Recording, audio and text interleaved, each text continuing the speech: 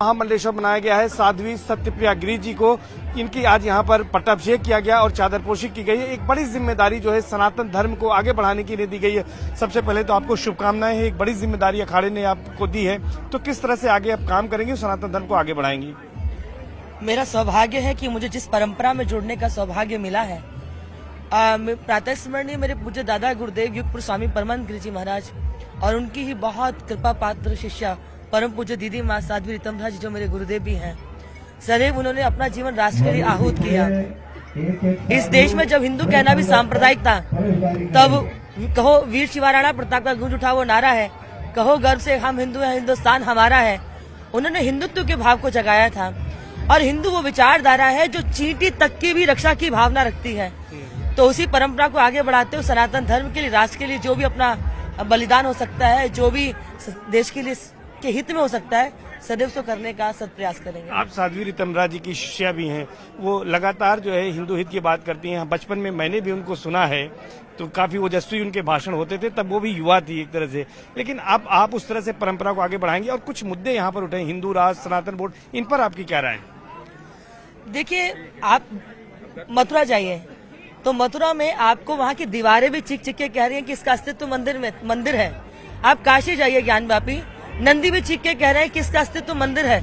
तो फिर उसके बाद भी हम अपने ही भारत के अंदर अपने तीर्थ स्थानों को प्राप्त नहीं कर पा रहे हैं। इससे बड़ी हमारे लिए दुर्भाग्य हमारा क्या होगा?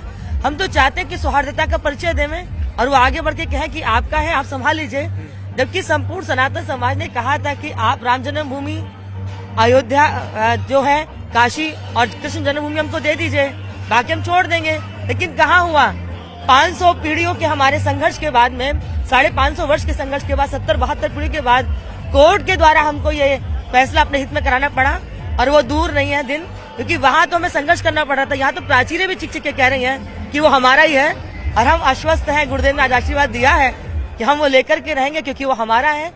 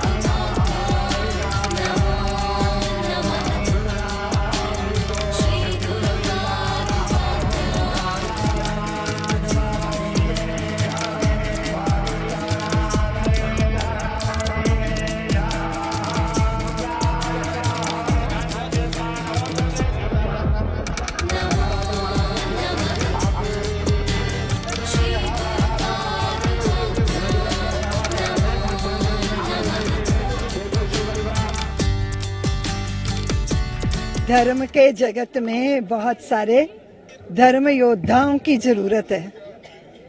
संयम के साथ, विवेक के साथ सनातन का प्रचार प्रसार वो करें।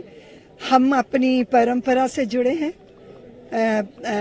निरंजनी अखाड़े की परंपरा से, इसलिए मैं बहुत आनंदित हूँ और पूरे भारत के सनातन जगत से मैं निवेदन करती हूँ। मेरा विषय थोड़ा विवादित हो जाता है, लेकिन जैसे आप अपनी संपत्ति के संवाहक बनाते हो, ऐसे धर्म का संवाहक बनाने के लिए भी संतानों को जन्म दीजिए और धर्म को समर्पित कीजिए। बहुत बड़ा सद्भाग्य है, देश के प्रधान पंत आए हैं, त्रिवेणी संगम स्नान किया है। इससे हमारे सनातन की परंपरा का पोषण भी होता है और सबको बहुत आनंद होता है। देखिए, बहुसंख्यक समाज की परंपरा का सम्मान ये हो रहा है, इससे भारी आनंद है।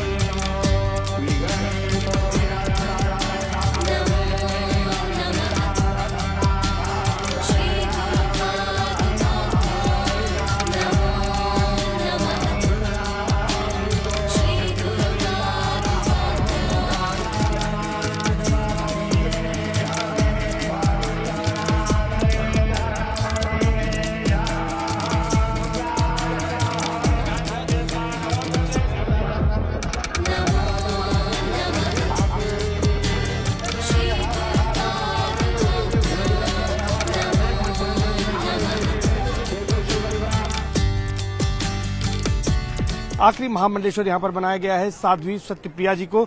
और यहाँ पर हमारे साथ बातचीत के लिए निधि अखाड़े के सचिव और अखिल भारतीय अखाड़ा परिषद के अध्यक्ष महंत रवींद्रपुरी जी, उनसे बातचीत करते हैं। महाराज, ये आखिरी ये कह सकते हैं अब तक कितने महामंडलेश्वर बनाए गए और किस तरह की पदवी आज यहाँ पर दी गई है? न्यूज 18 का बहुत बहुत आशीर्वाद, साधुवाद। मैं ये कहना चाहूंगा कि पूरा भारत जिस दीदी ऋतंबरा को जानता है, उन्हीं के शिष्य सत्यप्रिया गिरी, उनको आज निरंजनी अखाड़े में महामंडलेश्वर बनाया गया है। और सबकी उम्मीद है, सबकी आशा है, सत्यप्रिया गिरी सनातन संस्कृति का पूरे देश विदेश में प्रचार प्रसार करेगी। जैसे उनके गुरु दीदी ऋतंबरा ने सनातन के लिए कार्य किया है, वैसे भी वो आगे कार्य करती रहेगी। महाराज जी, इस बार कितने महामंडलेश्वर नागा सन्यासी किस तरह से बनाए गए और अब इसके बाद क्या और भी बनाए जाएंगे या पूरा हो गया है? बिल्कुल, आपने देखा है कि कभी पूरा नहीं होता है। अभी हमारा नासिक का महाकुंभ आने वाला है, उज्जैन का महाकुंभ आने वाला है। जो अभी कुछ शेष बचे हैं उन सबको नासिक में बनाया जाएगा। और मैं कहना चाहूंगा कि जब अर्धकुंभ में हम प्रयागराज में आएंगे, उस समय हमारे नए महामंडलेश्वर 1 शतक के करीब होंगे।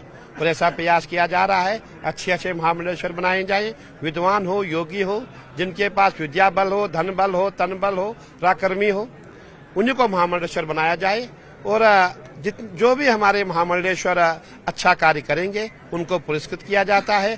और जो महामंडलेश्वर हमारे परंपरा के प्रतिकूल में जाते हैं, कहने का तात्पर्य है, मैंने कहा था आपको पहले भी, हम जो संत होते हैं, संत बड़े परमार्थी शीतल जिनके अंग, तपत भुजाए और की दे दे अपना रंग। हम जितने भी संत हैं, हम अपने लिए कार्य नहीं करते, हम समाज के लिए काम करते हैं, सनातन के लिए काम करते हैं। इसीलिए महामंडलेश्वरों की नियुक्ति होती है। जो महामंडलेश्वर सनातन के लिए कार्य करता है, दूसरों के लिए कार्य करता है, उसी को महामंडलेश्वर माना जाता है। परंतु आजकल के युग में आपने देखा होगा, कई संत महात्मा हमारे ऐसे भी है जो अपने लिए काम करते हैं। और हम अखाड़े, जितने भी अखाड़े हैं, हमारे अखाड़े की परंपरा है, यहाँ कोई भी संत घर से संबंध नहीं रखता है। जिस संत का घर से संबंध होगा उसको, जितने भी हम अखाड़े हैं, अखाड़े से निष्कासित करते हैं। क्योंकि सीधा कहने का तात्पर्य है कि जो अखाड़े का धन है वो कहाँ जाएगा? घर में जाएगा। इसीलिए हमारी परंपरा है कि जो भी पदाधिकारी होंगे उनको घर से संबंध नहीं रखने हैं। महाराज जी, एक सवाल ये है कि इस महाकुंभ में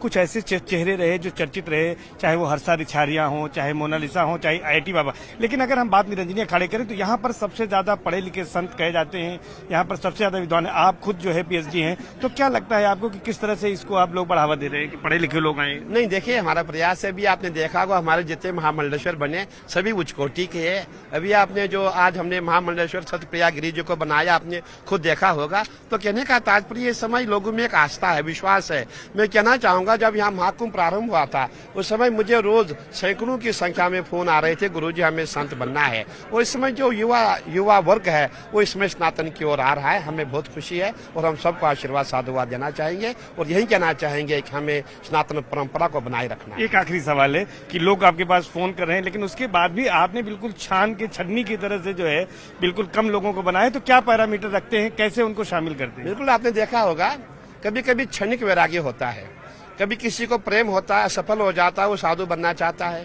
किसी की पत्नी मर जाती है, साधु बनना चाहता है। किसी का बाप मर जाता है, साधु बनना, वो क्षणिक वैराग्य होता है। हम चाहते हैं हमारे यहाँ वही आएगा जिसमें पूर्ण रूप से वैराग्य हो।